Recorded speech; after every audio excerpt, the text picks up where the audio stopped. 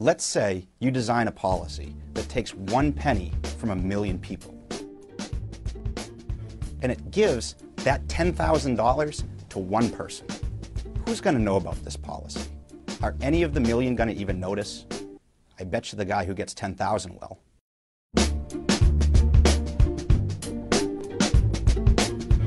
I'm Ben Powell, a professor of economics at Suffolk University. Here we have politicians promising to cut spending, which voters generally want.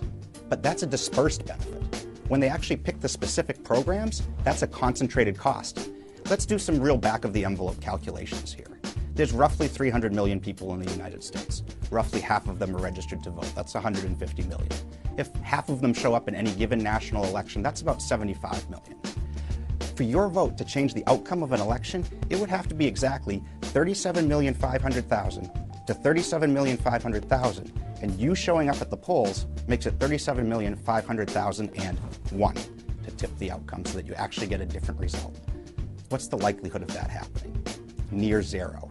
In fact, economists have figured out you're more likely to die in a car accident on the way to the polling place than to change the outcome of a major national election. As a result, voters are massively ignorant of the policies and their politicians, and it makes sense. But a lot of interest groups are very well informed about policies, not all of their politicians' policies, but those policies that specifically affect them.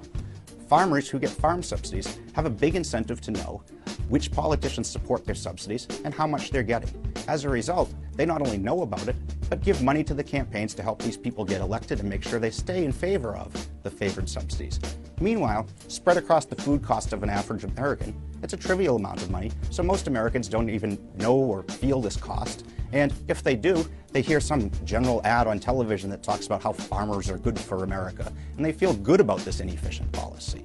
These same interest groups that lobby to get their benefits, lobby to keep their benefits. This is the logic of politics, and this is why we end up with more spending than the average voter usually wants.